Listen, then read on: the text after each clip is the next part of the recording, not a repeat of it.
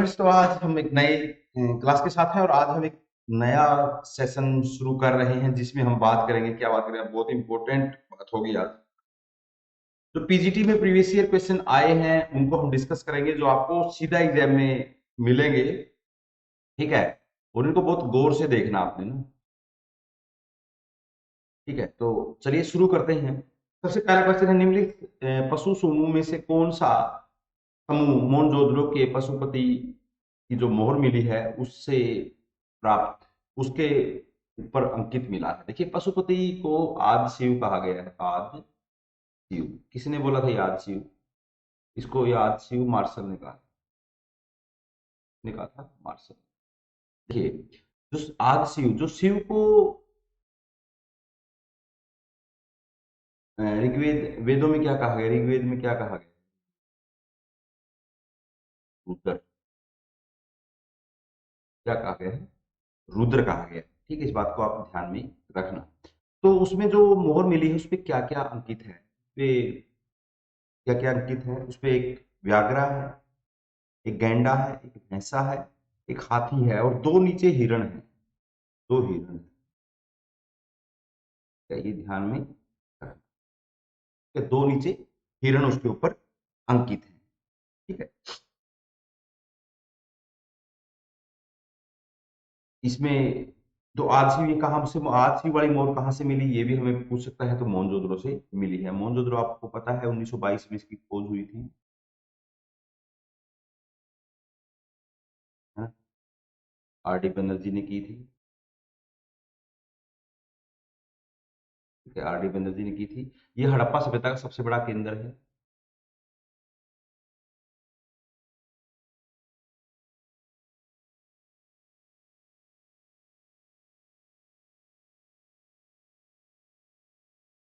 कि हड़प्पा सभ्यता का सबसे बड़ा केंद्र है। यहाँ से हड़प्पा की सबसे बड़ी इमारत मिली है। हड़प्पा सभ्यता की सबसे बड़ी इमारत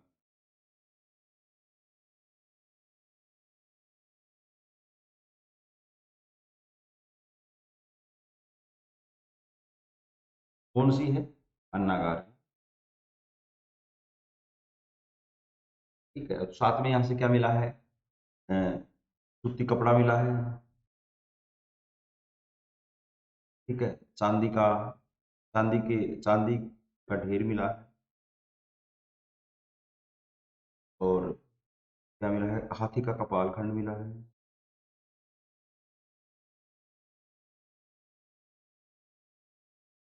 हाथी का कपाल खंड मिला है। एंड और क्या मिला है यहाँ से? मलेरिया के साक्ष्य यहाँ से मिलते हैं। और क्या मिला है यहाँ से? मलेरिया के साक्ष्य मिलते हैं। और दूसरा, एक और इम्पोर्टेंट चीज मुझे याद आ रही थी, डांसिंग गर्ल। और सर्वाधिक मोहरें मिली हैं यहाँ से।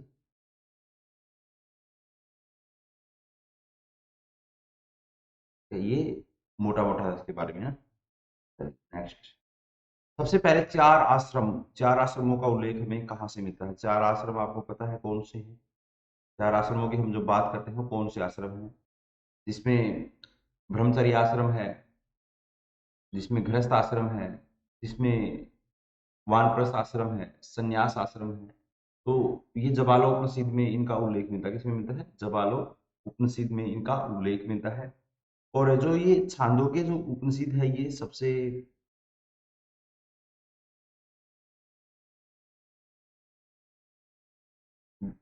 पुराना उपनिषद है।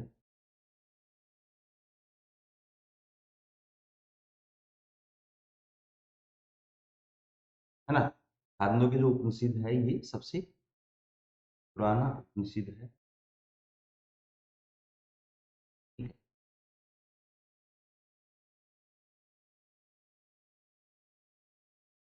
बात को भी ध्यान में रखना है। ये सामवेद का उपनिषद है ये। ठीक है, छांदोग्य जो है ये सामवेद का उपनिषद है। इसमें देवकी नंदन के रूप में कृष्ण का उल्लेख है।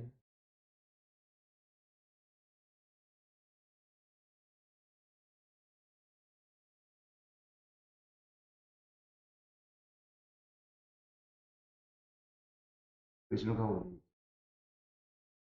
देवकी नंदन के रूप में कृष्ण का उल्लेख किस में मिलता है? ये सीधा सीधा क्वेश्चन आपको वो करता है, ठीक है। तो ये अगर ये पूछे कि कृष्ण की भक्ति का जो प्राचीनतम सोर्स है तो वो भगवत गीता है, लेकिन अगर ये आपसे पूछे कि भाई देवकी नंदन के रूप में उसका कृष्ण का उल्लेख इसमें मिलता है तो वो इसमें मिलता है, ठीक है।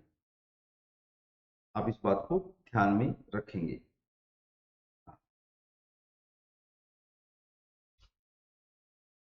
ठीक है, एक और चीज को हम ऐड करना चाहते थे। हम्म, ये जो बृहदारण्यक उपनिषद है इसमें क्या क्या है? बृहदारण्यक उपनिषद में क्या दिया गया है? ये यजुर्वेद का उपनिषद है। क्या?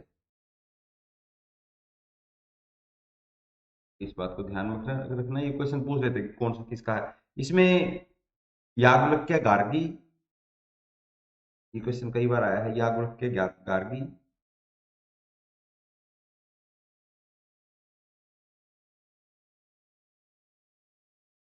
गार्गी और याज्ञवल्क्य मैत्री, संवाद है इसमें।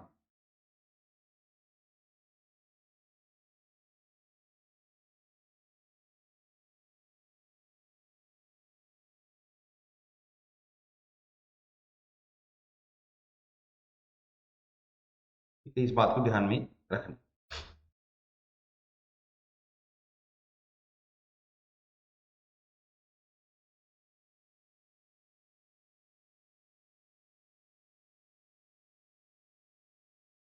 निम्नलिखित में से कौन सा प्रस्थान त्रयी में शामिल सम्मिलित नहीं है? प्रस्थान त्रयी का आपने देखा वेद त्रयी, वेद त्रयी में 3 वेद आते हैं। वेद त्रयी में कौन कौन से? ऋग्वेद,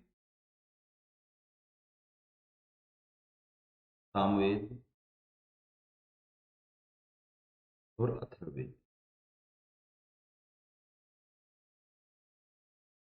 हम्म,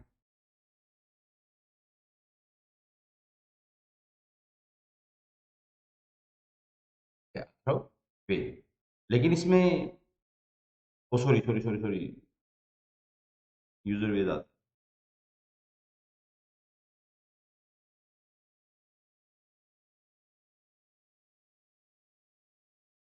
ठीक है। इसमें अथर्ववेद नहीं आता।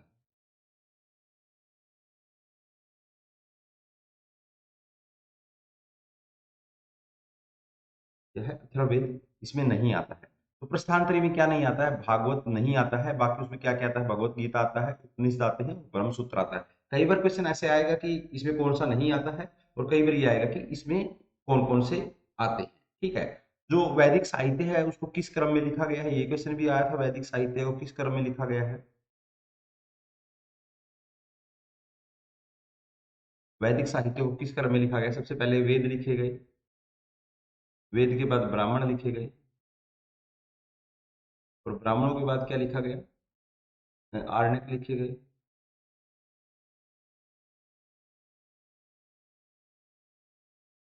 आरण्यक लिखे गए और उपनिषद लिखे गए। सबसे अंत में उपनिषद लिखे गए, इसलिए इनको वेदांत कहते हैं। वैदिक साहित्य का अंतिम भाग वेदांत, ठीक है। वैदिक साहित्य का अंतिम भाग किसको कहते हैं? वेदांत को, वेदों, इनको उपनिषदों को कहा जाता है, ठीक है। ये बात आपने समझ लिया होगा। चलिए, वह कौन सा ग्रंथ है जिसमें बुद्ध की कुशीनगर की अंतिम यात्रा, कुशीनगर में क्या हुआ था? बुद्ध को निवारण प्राप्त हुआ था ना।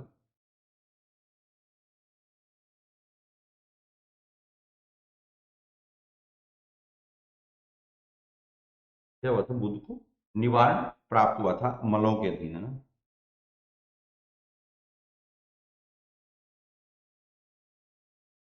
ठीक है, और बुद्ध के अवशेषों को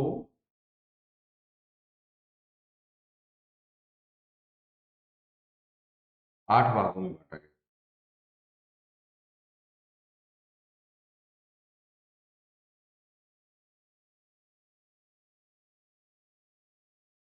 ठीक है, तो कुशीनगर की जो अंतिम यात्रा उसका उल्लेख किस ग्रंथ में मिलता है?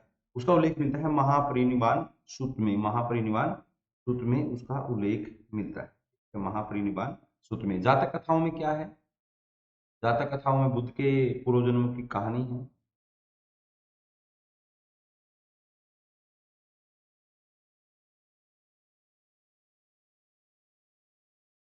ठीक है, इसमें कितनी संख्या थी इनकी? 549 इनकी संख्या थी। जातक कथाओं की संख्या कितनी है? 549।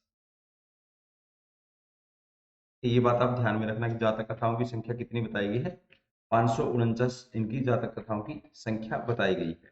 ठीक है, इस बात को ध्यान में रखिएगा।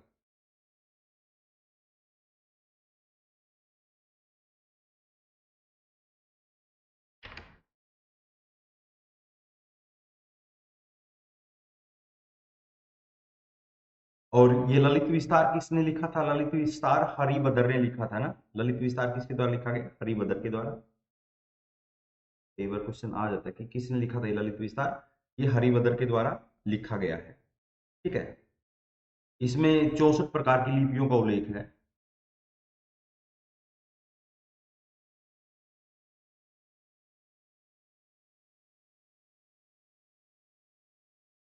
ये 64 प्रकार की लिपियों का उल्लेख किस उसमें मिलता है? और जो एडविन अर्नोल्ड ने किताब लिखी है, एडविन अर्नोल्ड,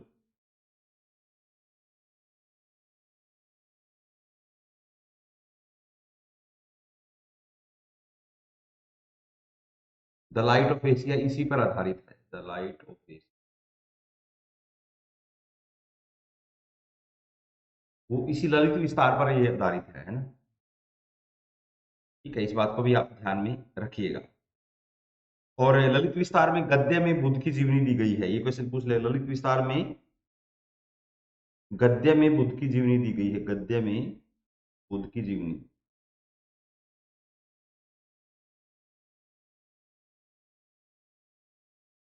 ठीक है, ललित विस्तार में बुद्ध, गद्य में क्या दी गई है? बुद्ध की जीवनी दी गई है, और इसमें मथुरा की विशेष प्रशंसा की गई है।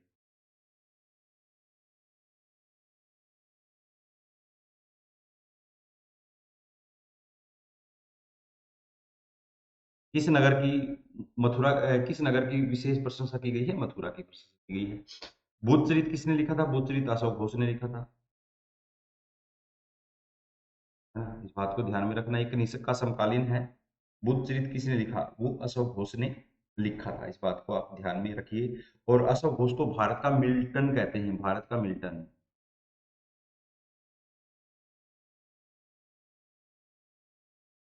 क्या कहते हैं? भारत का मिल्टन कहते हैं, भारत का गेट कहते हैं। इसको संस्कृत भाषा का पहला कवि माना जाता है।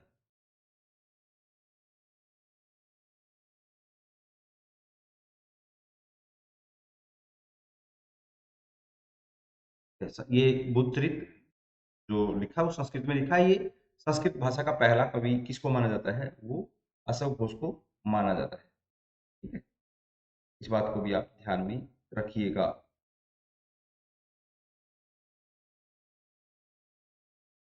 ये कनिष्क का समकालीन था ना। इसने एक रचना लिखी है, सारीपुत्र प्रकरण। कौन सी रचना है? सारीपुत्र प्रकरण इसकी रचना है। चलिए, गंगा अवतरण का दृश्य कहाँ चित्रित मिलता है? गंगा अवतरण का दृश्य कहाँ चित्रित मिलता है? वो मामल्लपुरम में। मामल्लपुरम क्या है? महाबलीपुरम। महाबलीपुरम क्यों प्रसिद्ध है?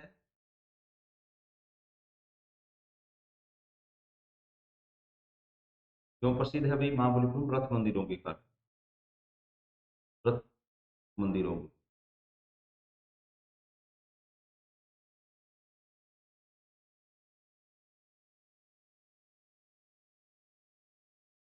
रथ मंदिर किसने बनवाए? रथ मंदिर पल्लव शासकों ने बनवाए।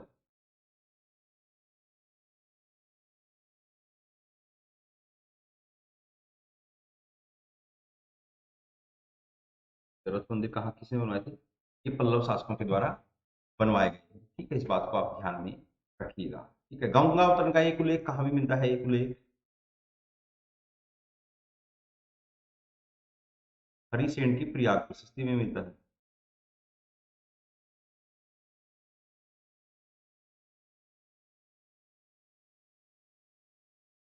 जो मिलता है हरिसेन की प्रयाग प्रशस्ति में मिलता है। ऐहोल को क्या कहते हैं? मंदिरों का नगर कहते हैं इसको।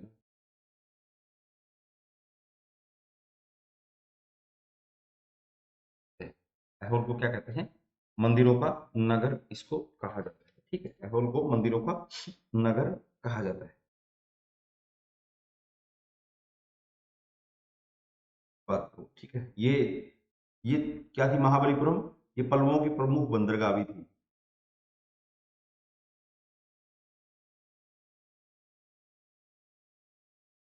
क्या थी? प्रमुख बंदरगाह थी पल्लवों की, है ना?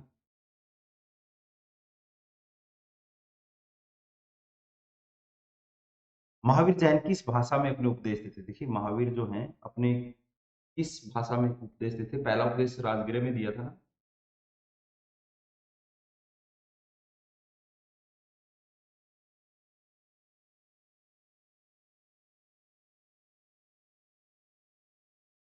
ठीक है, उनके और तो किस भाषा में देते थे? मिलेगी वो अर्ध मगधी यानी प्राकृत में देते थे। ठीक है, और जो महात्मा बुद्ध है पाली में देते थे, महात्मा बुद्ध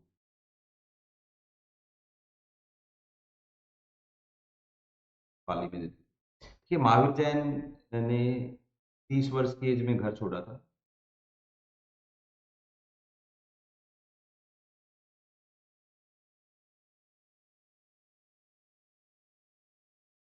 ठीक है, 30 वर्ष की 42 वर्ष की एज में उनको ज्ञान प्राप्त हुआ।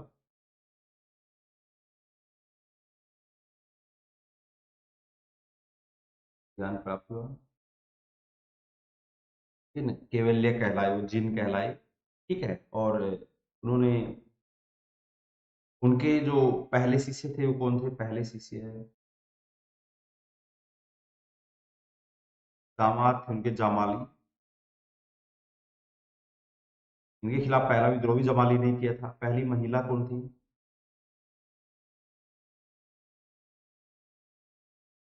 संदना। पहली महिला कौन थी? संदना थी। ठीक है, और जैन संघ की स्थापना कहाँ हुई थी?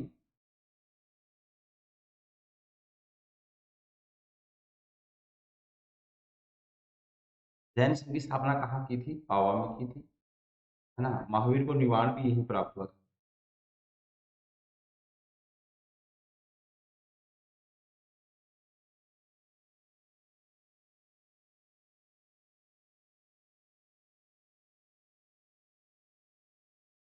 ठीक है, चतुष्पाद शिव प्रतिमा कहाँ से मिली है? चतुष्पाद शिव प्रतिमा कहाँ से मिली है? चतुष्पाद शिव प्रतिमा कहाँ से मिलती है? ये कहाँ से मिलती है? ये खजुराहो से मिलती है। खजुराहो के जो मंदिर हैं वो प्रसिद्ध का निर्माण किन शासकों ने करवाया था? निर्माण चंदेलों ने करवाया।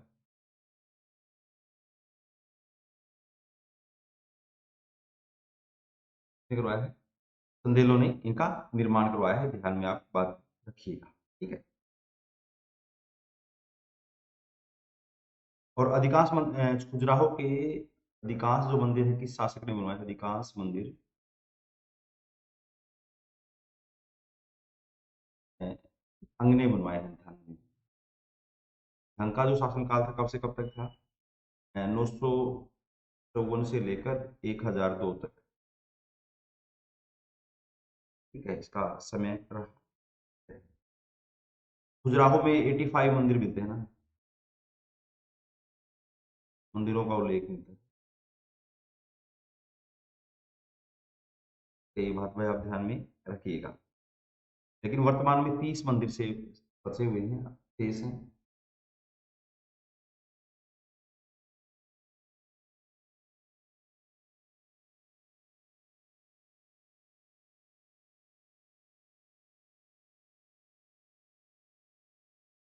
क्या 30 वर्तमान में कितने मंदिर शेष हैं? 30 मंदिर शेष हैं। इनमें जो यहाँ से जो मंदिर मिले हैं वो किस किस के हैं? मंदिर यहाँ किस किस के मंदिर मिले हैं? एक तो से इसमें कुछ शैव मंदिर है, विष्णु का मंदिर है ना? जैन मंदिर है,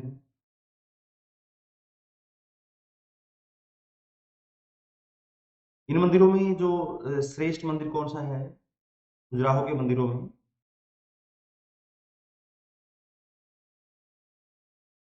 श्रेष्ठ मंदिर कौन सा है? कंडारिया महादेव मंदिर है ना?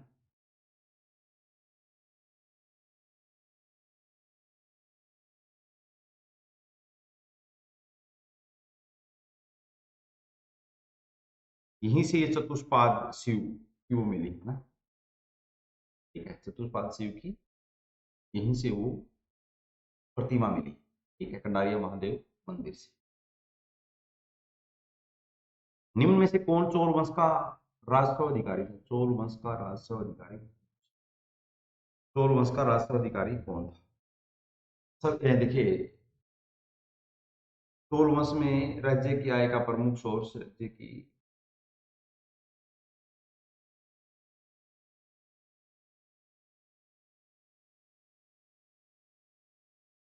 भू भूकर होता था ना, भू राजस्व होता था। ये सभी जगह होता था। चोल शासन किस लिए प्रसिद्ध है? ये स्थानीय स्वशासन के लिए प्रसिद्ध है।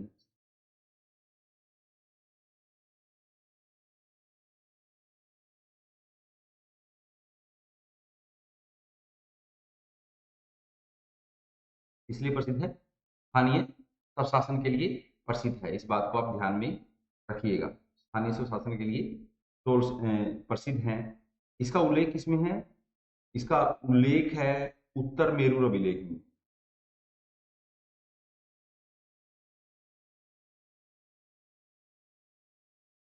इसमें है उत्तर मेरू अभिलेख में है, जो किसका है? प्रांतक प्रथम का है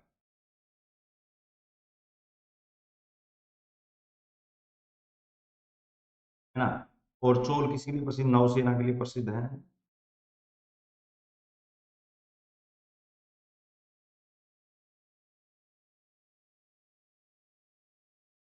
इसके लिए भी चोल प्रसिद्ध।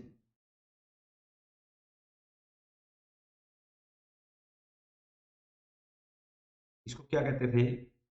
इसको कहा जाता था वरित पोत ककाक। वरित पोत ककाक, है ना? वरित पोत ककाक इसको कहा जाता था। इसके साउथ के नाम है तो ऐसे ही नहीं कि आपको वरित पोत गकाक, कक्का, पोता, गक्का इसको कहा जाता था। वरित पोत गक्का इसको कहा जाता था। ठीक है, ध्यान में रखिएगा। इसको कहा जाता था, जो राजस्व विभाग होता था तो कहा जाता था वरित पोत गक्का। ठीक है, और इसमें कुछ और ऐड देख लेते हैं, कर लेते हैं वो भी ऐड, तो थोड़ा सा बचेगा कुछ।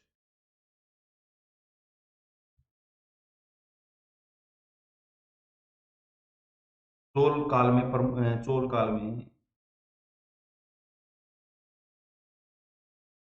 400 प्रकार के कर थे।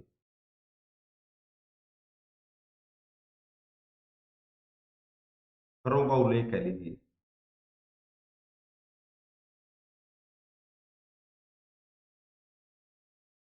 ठीक है, ये ध्यान में रखिएगा।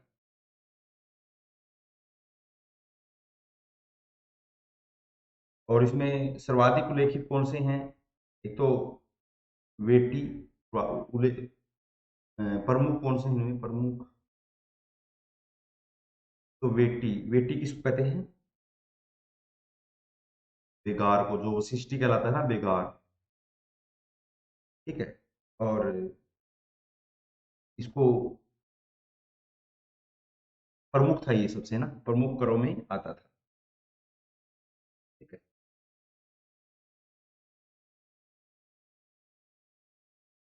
और एक कर होता था, ये लास्ट टाइम क्वेश्चन आया था एक, पट्टी कावल,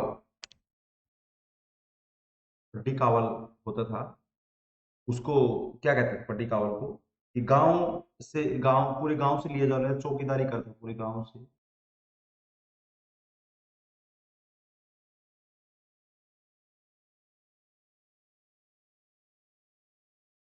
चौकीदारी करते थे। ठीक है, और दूसरा जो पूरा सब स्थित करता था उसको ये कहते थे वृत्त काक। और इसको भूराश्व को क्या कहा जाता है? भूराश्व को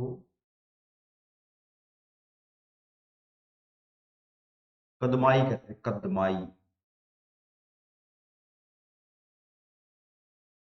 ना? क्या कहते थे? कदमाई कहते थे। ठीक है,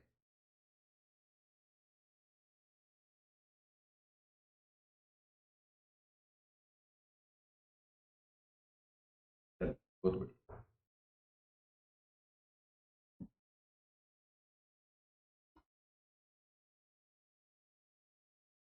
तमिल कवियों के तीसरे संगम की पीठ कहाँ पर हुई? मदुरई में हुई, नॉर्थ मदुरई में कह सकते हैं इसको ना, नॉर्थ मदुरई में हुई। देखिए, पहले कहाँ हुई थी? पहले की मदुरई में हुई थी,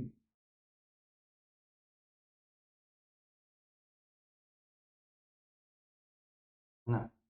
दूसरा कहाँ हुआ? सेकंड कपाटपुर में। और तीसरा नॉर्थ मदुरई में। और तमिल साहित्य जो, तमिल कवियों में जो संगम काव्य है वो तमिल में लिखा गया है।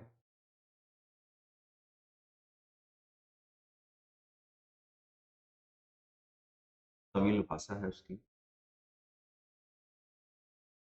ना? इसमें तीन किसने करवाए तीनों संगम?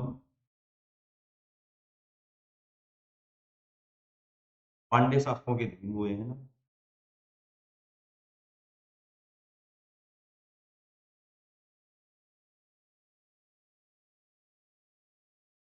है ना? इसमें तीन सर्वाधिक उल्लेख किसका मिलता है?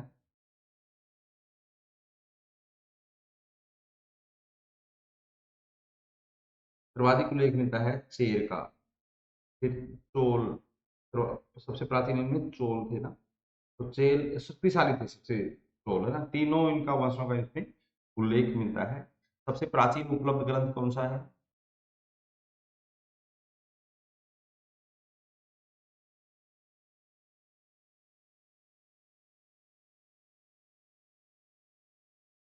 शिल्पाधिकारम, ना सॉरी, शिल्पाधिकारम नहीं, त्रोकापियम,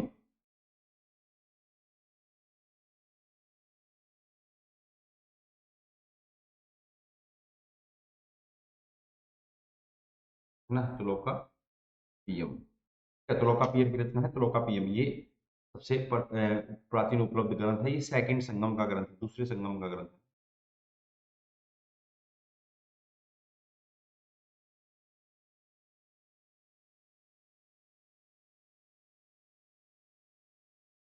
उरियूर किस लिए प्रसिद्ध था? उरियूर कपास उत्पादन के लिए ना,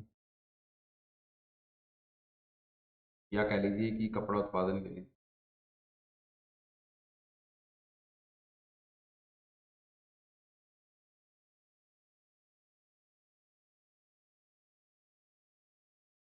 क्या है? दूसरा तंजोर धातु निर्माण के लिए।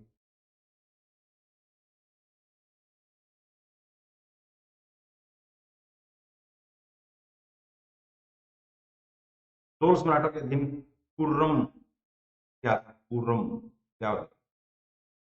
चोल शासकों के अधीन जो कुर्रम था वो क्या था? चोल शासकों के अधीन जो कुर्म होता था, कुछ गांवों का समूह होता था। क्या बोलते थे चोल शासकों के अधीन? कुर्रम क्या होता था? कुछ गांवों का समूह। क्या होता था? कुछ गांवों का समूह होता था, उसको क्या कहते थे? कुर्रम कहते थे। ठीक है, ये बात आप ध्यान में रखिएगा।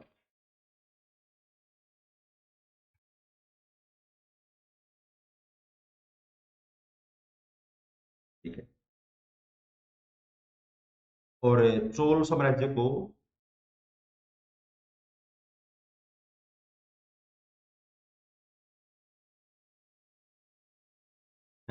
उसने, क्या है, बटरस्टाइन ने क्या बोला है? विखंडित राज्य बोला है।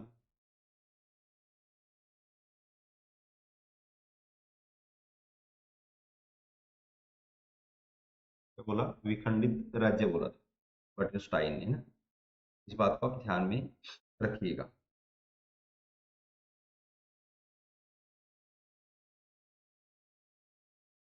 चोल साम्राज्य में छह प्रांत, छह या नौ प्रांत थे? छह या 9 प्रांत थे जिनको क्या कहते थे, मंडलम कहते थे। क्या कहते थे, मंडलम कहते थे। प्रांतों को क्या कहते थे, मंडलम कहते थे। और मंडलम किस में विभाजित होते थे, मंडलम कोट्टम में विभाजित होते थे। कोट्टम या वलनाडु, ये बात आप ध्यान में रखिएगा। और कोट्टम का विभाजन किस में किया जाता है, कोट्टम को, वलनाडु को नाडु में, है ना, नाडु में विभाजित किया जाता था, जिला होता था नाडु का मतलब। ठीक है। नाडु की सभा नटार कहलाती थी, नाडु की सभा नटार। ठीक है, ये कहा जाता था ना। और गांव के समूह को कुर्रम कहते थे, कुछ गांव के समूह को क्या कहते थे, कुर्रम कहते थे। ठीक है।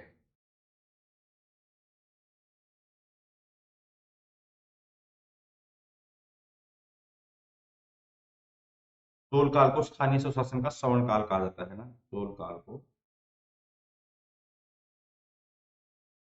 स्थानीय स्वशासन का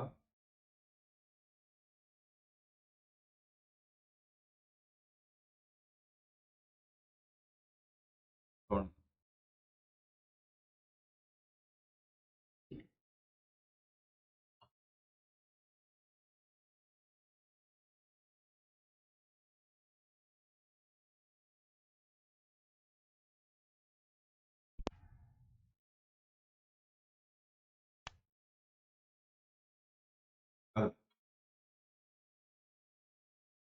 रुद्रमा देवी किस वंश की रानी थी, रुद्रमा देवी किस वंश की रानी, रुद्रमा जो देवी थी वो किस वंश की रानी थी, वो वारंगल के काकतीय वंश की रानी थी। कहाँ की थी, वारंगल के काकतीय वंश की रानी थी। ठीक है,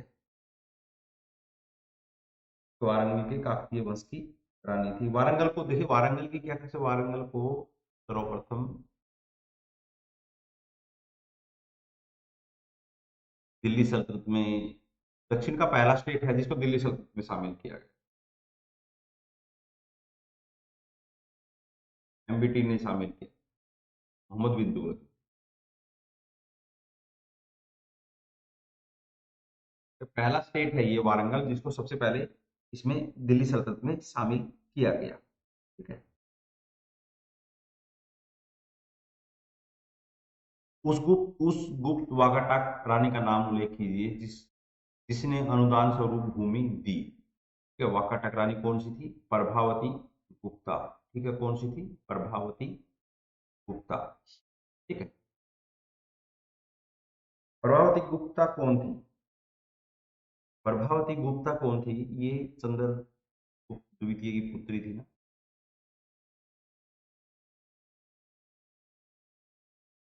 ठीक है, इसका क्या मिलता है, इसका पुन्ना ताम्र पत्र लेख मिलता है।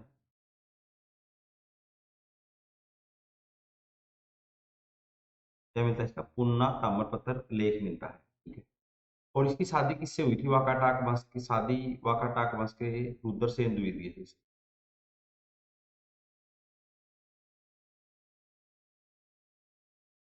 ठीक है, रुद्रसेन द्वितीय से इसकी शादी हुई थी। और इसका पुन्ना ताम्र पत्र लेख में ही भूमि अनुदान का उल्लेख मिलता है।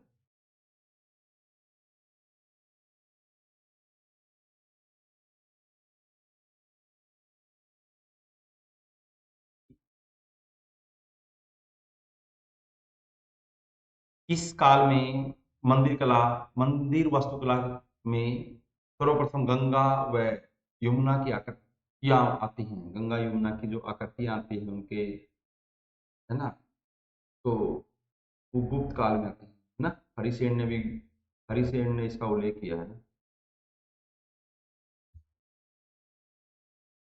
त्याग शक्ति में वर्णन किया है इसका।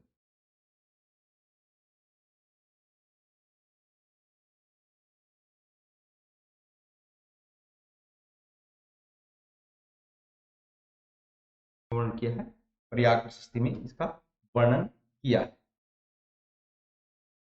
कि मंदिर निर्माण की कला की शुरुआत भी गुप्त काल में होती है ना।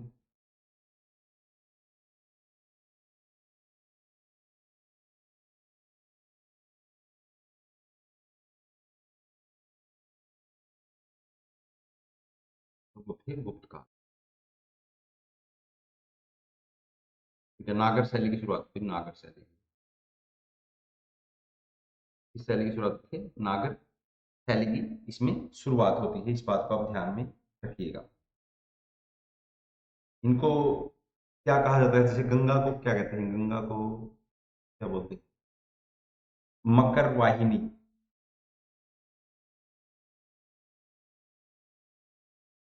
और यमुना को ना पूरम वाहिनी।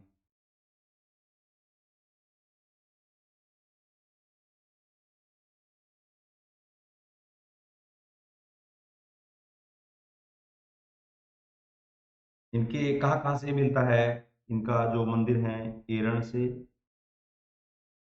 सांची से, है ना, जहाँ इनका, और तिकावा के मंदिरों से इनके अवतर, इनका वो मिलता है ना।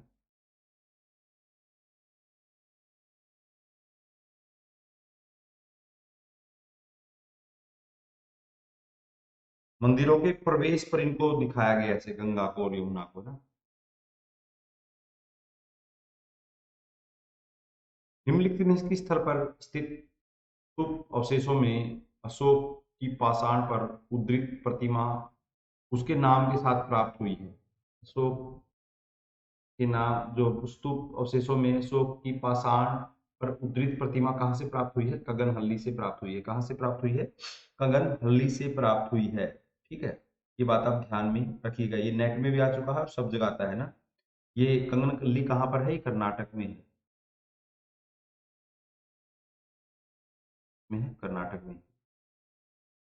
और सांची से क्या मिला है, सांची से प्रसिद्ध बौद्ध स्तूप मिला है।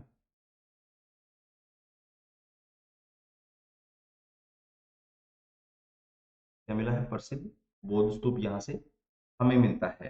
ठीक है, निम्न में से किस भाषा में विजयनगर के शासक कृष्णदेव राय ने अपना प्रसिद्ध ग्रंथ अमुक्त मलयाद लिखा, जिसका अर्थ होता है मोतियों की माला।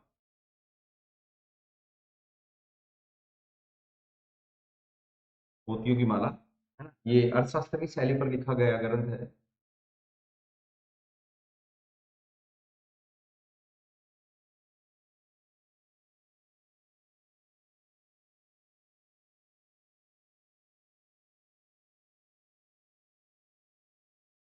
इस शैली पर, अर्थशास्त्र की शैली पर लिखा गया ग्रंथ है ये। तो ये तेलुगु में लिखा था ना, और एक उन्होंने एक ग्रंथ और लिखा था, जम्बावती कल्याण।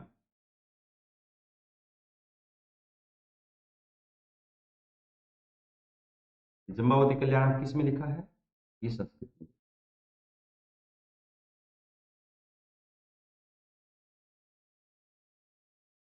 निम्न में से किसने धर्म महाराज की उपाधि धारण की, जिसका औचित्य उसके द्वारा अश्वमेध सहित अनेक वैदिक यज्ञों के संपादित करने को सिद्ध करता है। ये किसने ये धर्म महाराज की उपाधि धारण की है, धर्म महाराज की उपाधि किसकी है, धर्म महाराज की उपाधि प्रवरसेन प्रथम की है, ये वाकाटक शासक था।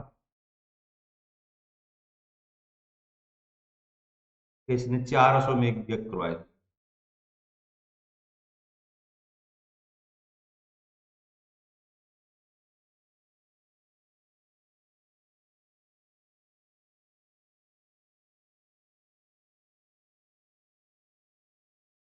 जिले ला, जो राज अधिकार संबंधी अवधारणा किससे संबंधित है, जिले ला, जिले ला की जो उपाधि धारण की, वो किसने उपाधि धारण की थी, जिले अल्लाह की जो उपाधि धारण की थी, वो किसने धारण की थी, वो बलबन ने धारण की थी। जिले अल्लाह की उपाधि किसने धारण की, बलबन के द्वारा धारण की गई थी। ठीक है, इसने, जिले अल्लाह का मतलब होता है ईश्वर का, अल्लाह का प्रतिनिधि।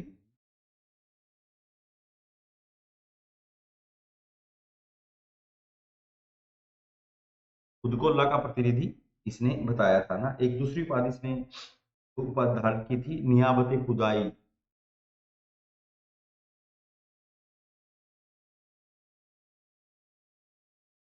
दूसरी उपाधि कौन सी थी, नियाबते खुदाई की उपाधि इसने धारण की थी। ठीक है, नियाबते खुदाई की उपाधि भी इसने धारण की, है ना।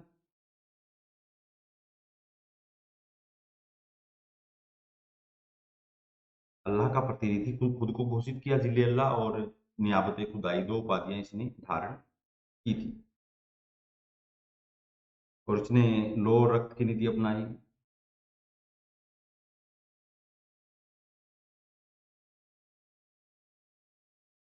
लो रक्त की नीति अपनाई और राजतत्व का सिद्धांत जारी किया।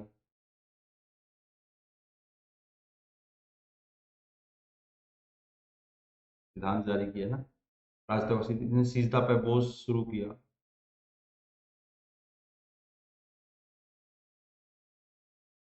सीजदा पे बोझ है ना, नवरोज का त्योहार मनाना शुरू किया।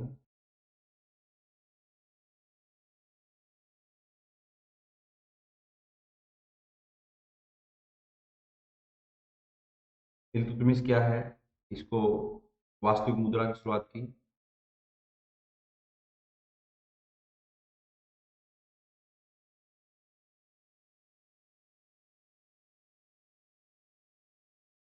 है ना, चांदी का टंका तांबे का गिरकत चलाया ना।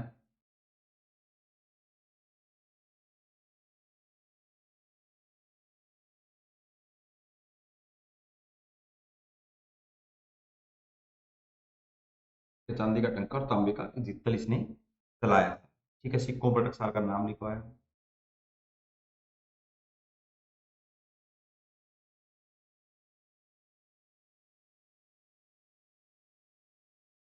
दिल्ली का पहला वैधानिक सुल्तान इसको कहते हैं। दिल्ली सल्तनत का पहला वैधानिक सुल्तान।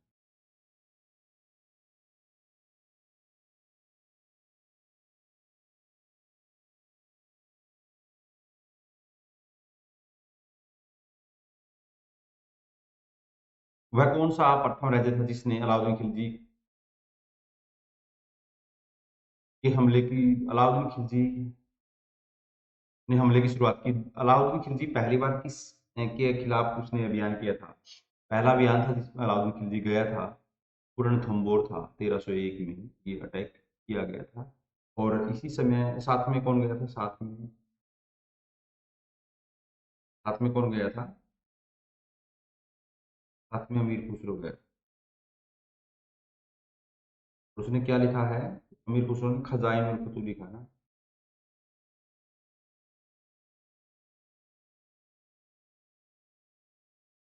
खजाइन उल फतूह लिखा। और जिसमें क्या किया है, फारसी में जौहर का प्रथम वर्णन।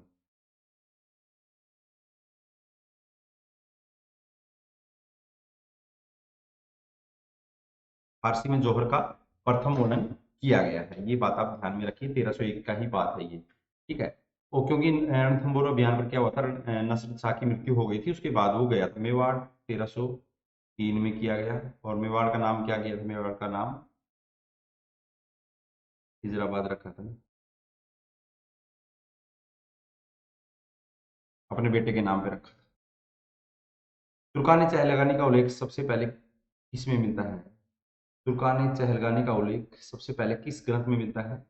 कुतुब सलातीन में मिलता है। कुतुब सलातीन किसका है? इसामी का ग्रंथ है।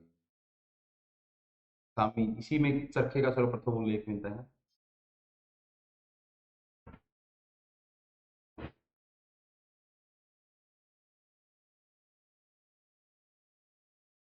चरखे का सर्वप्रथम उल्लेख भी इसी में मिलता है। ये बात आप ध्यान में रखिएगा। और इसमें इसामी ने क्या किया है कि कहा है कि महिलाओं को घर पे रह के चरखा काटना चाहिए, महिलाओं को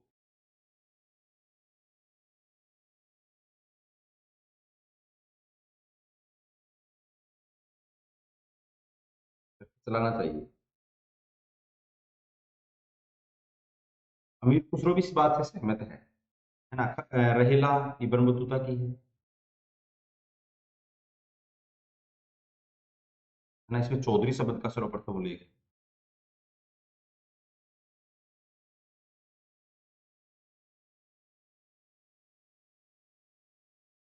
ठीक है, चौधरी शब्द का उल्लेख है इसमें सबसे पहले। तबकात नासिरी मिनहाज की है ना। नासिरुद्दीन मोहम्मद को, महमूद को समर्पित की है।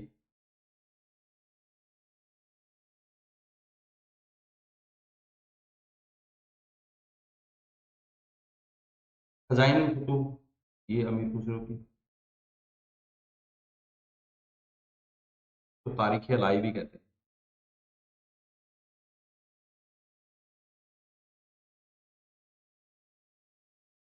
क्या कहते हैं? तारीख लाई कहते हैं। सुल्तान मोहम्मद बिन तुगलक के शासनकाल में के लिए हिंद और सिंध शब्द किसने यूज किया है? हिंद और सिंध शब्द इसके लिए किसने प्रयोग किया है? वो इब्न बतूता ने किया है, रहेला में। इब्न बतूता 1333 में इसी के समय भारत आया था, 1333 में भारत आया, है ना। और दिल्ली का काजी रहा है।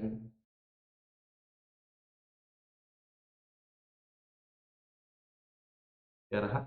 दिल्ली का काजी रहा है। याह्या बिन अहमद सरहिंदी ने तारीख मुबारक शाही लिखी है।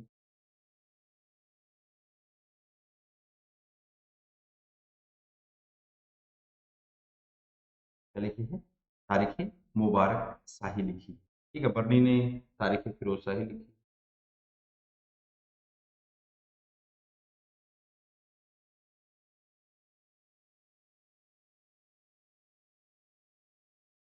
ठीक है? और इसने फतवा जहांदारी भी लिखी।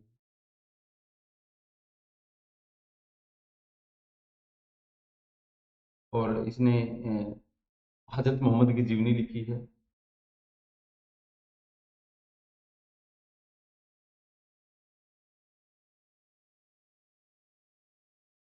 इस नाम से लिखी, नाट ए मोहम्मद।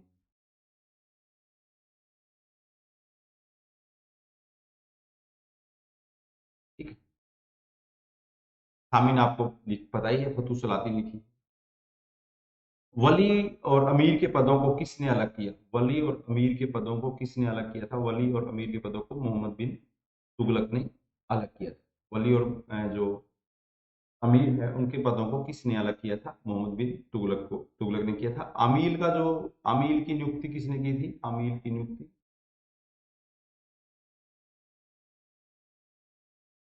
बलबन ने की थी। ठीक है, किसने दीवाने अर्ज बनाया?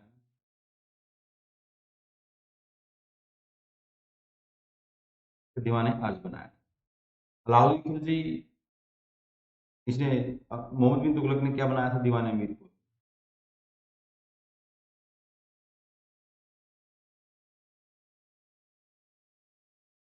क्या बनाया था? दीवाने अमीर को भी। ठीक है। तो चलिए अगला, इसी को कंटिन्यू हम आगे जारी रखेंगे। काफी लंबा ये सीरीज होगी। इस सीरीज के बाद आप इसी से आप धन्य धन्य हो जाएंगे। पूरा हिस्ट्री इसी में आपको कंप्लीट कर देंगे हम, है ना। तो चलिए कंटिन्यू चलती रहेगी, अगले सेशन में इसको कंटिन्यू करेंगे। Thank you.